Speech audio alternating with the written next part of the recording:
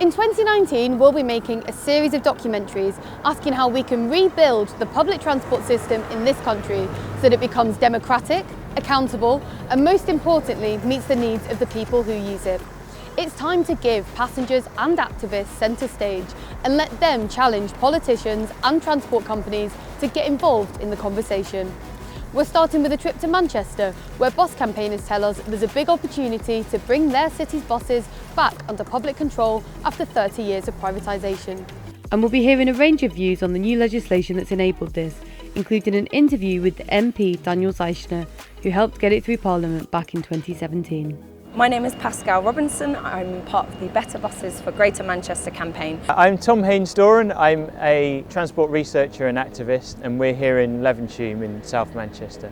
I'm Ellie Harrison from Get Glasgow Moving. We were founded in 2016. I'm Daniel Zeichner, and for 2 years in Parliament I was Labour's Shadow Buses Minister. I'm now a member of the Transport Select Committee. The privatisation of buses in the mid-80s was supposed to drive down fares and improve services by encouraging competition. Instead, bus ridership has nosedived, and we've ended up with a series of market monopolies across the UK, where 70% of the market is owned by the big five. That's Arriva, First, Go Ahead, Stagecoach and National Express. In metropolitan areas over the last 10 years, an estimated 85% of bus company profit has been leakage to shareholders, which suggests that only 15% has gone back into the local economy.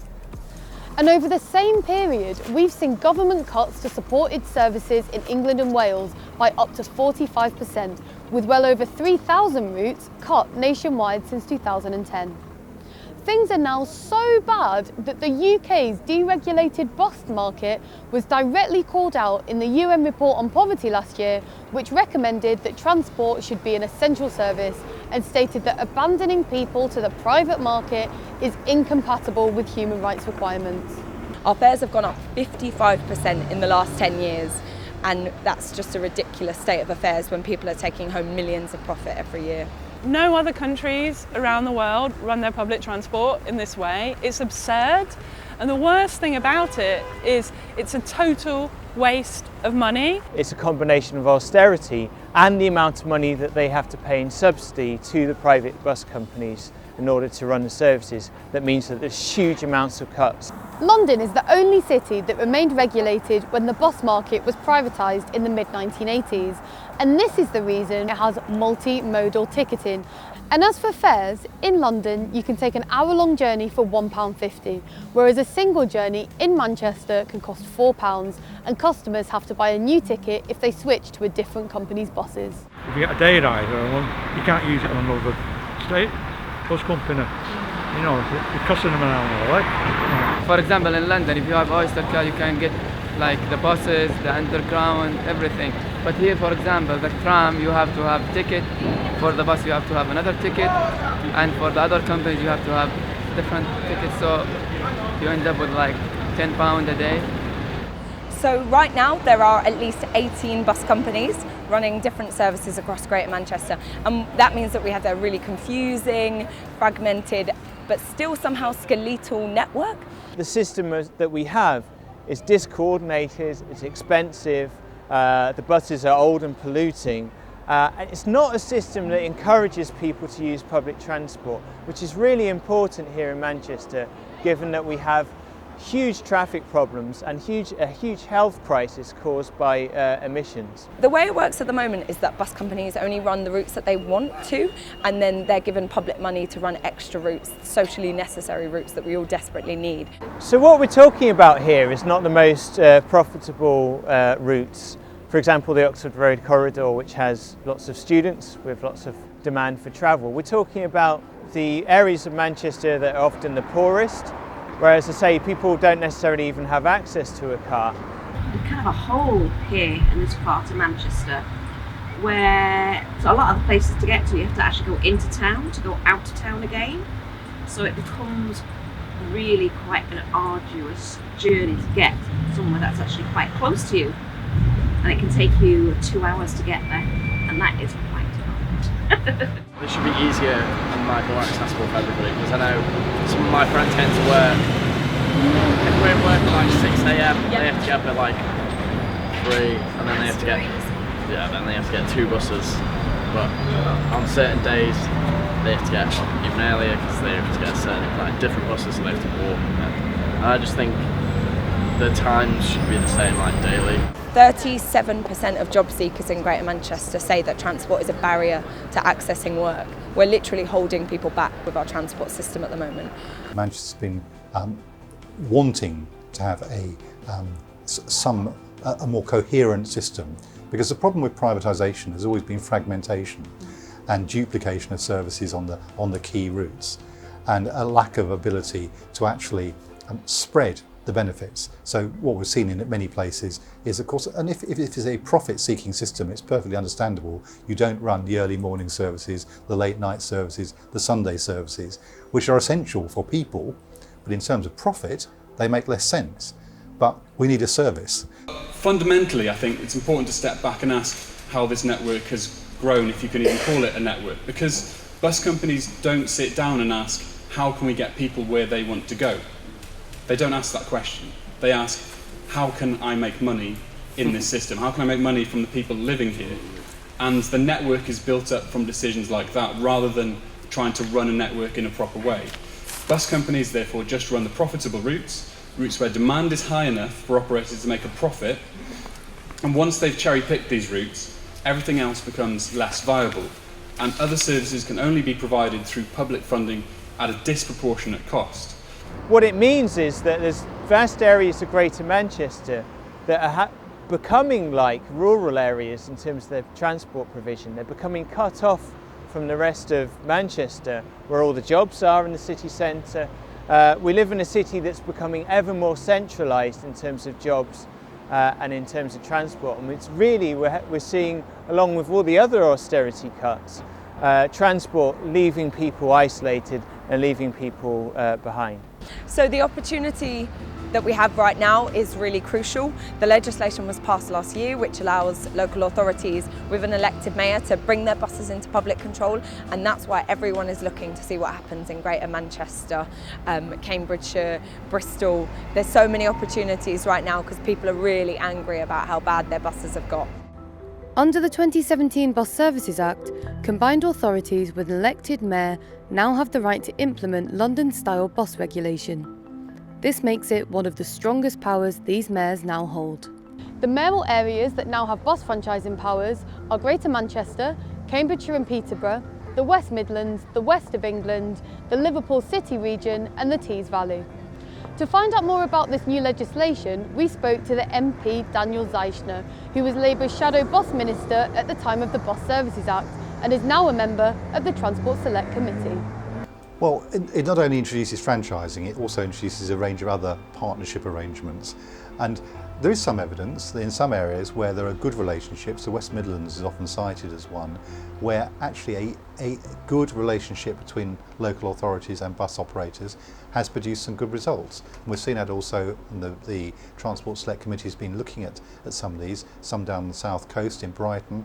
So it can be achieved within the current systems, but it's the exception rather than the rule as far as we can make out. And that's probably partly, I would say, because local authorities, particularly transport authorities, which in rural areas are often the counties, are so completely transfixed by having to cut budgets at the moment. You can't take 40% out of your local government funding, as the government's done, and expect there to be no consequences. Andy Burnham has the decision in the next year to bring buses into public control. The local authority would run them the same way London does, and it would mean that you have one simple smart ticket card with an automatic daily cap on your spend. The system would be simple, easy to understand, all in one place, information-wise, and affordable fares. It will set a precedent for sure, because it's quite a difficult process to go through. The legislation doesn't make it easy. It will show to the rest of the UK how great it is when you re-regulate buses. So crucially for our air quality and for climate change, we could improve the standards of the vehicles themselves because regulation could actually help shape what sort of buses we have, so low emission and zero emission buses such as hybrid, biogas or electric. So ultimately, as we've heard from everyone, the decisions about where and when and how we run our bus services need to be about meeting social and environmental need. It's not about the profitability of bus corporations. The pressure is clearly growing on Andy Burnham to be the first mayor to make use of the new powers in the Bus Services Act, and he's already said publicly that he's seeking a London-style system for Manchester. The newly launched One Bus represents 18 commercial bus operators and has just proposed a £100 million partnership blueprint for Greater Manchester, which it says could address issues like congestion at no cost to the taxpayer. Partnerships are being offered as this shiny prize, and the reality is that they maintain the status quo that we've got already. They're voluntary agreements, meaning the bus companies have to kind of offer up what they want to give, and that to me, it just shows how unappealing they are. They will only offer what they want to offer, and we know that private companies don't volunteer to offer fantastic systems where they make no money. For a system that works for passengers and staff and not shareholders, I think we need to be able to hold them to account, and that's why we need a regulated, publicly controlled bus network. So there are different proposals. There's proposals from the private bus companies like Stagecoach, which are basically saying, trust us, we'll make things better. But they've been saying that for a long time and things have got a lot worse. We can have a system with simple area-wide fares, valid across all forms of local public transport, and a pay-as-you-go smart ticketing with caps and the automatic best deal. Now, there's a few things in that, but you can't do this now in Greater Manchester, and you still can't do it under partnership. There's a reason for that. It's against competition law. It's just not allowed. So no matter what it looks like, the offer that's on the table, there's always something missing. It's usually in the small print. And you either have a regulated bus market or you don't. And you can't have the ticketing and fare system that we want without regulation. So the only way to have that London-style ticketing is with London-style regulation. A recent report by Transport for Quality of Life showed that the regulation of Britain's buses would lead to net financial gains of around £340 million per year. That would be enough to restore all the cuts to supported bus services since 2010. So if bus regulation could reverse a whole decade of cuts, it's really hard to understand why, in the 2 years since the Bus Services Act, we haven't seen any mayor use these powers. If Andy Burnham goes ahead, he will be the first, and this could give confidence to other local authorities. We're tired of the slow rate of change across privatised transport, so it's up to us to have the conversation. Over the last few years, we've seen passenger groups popping up all around the UK. People are starting to realise how private bus companies are ruining our public transport network. We're starting a national conversation.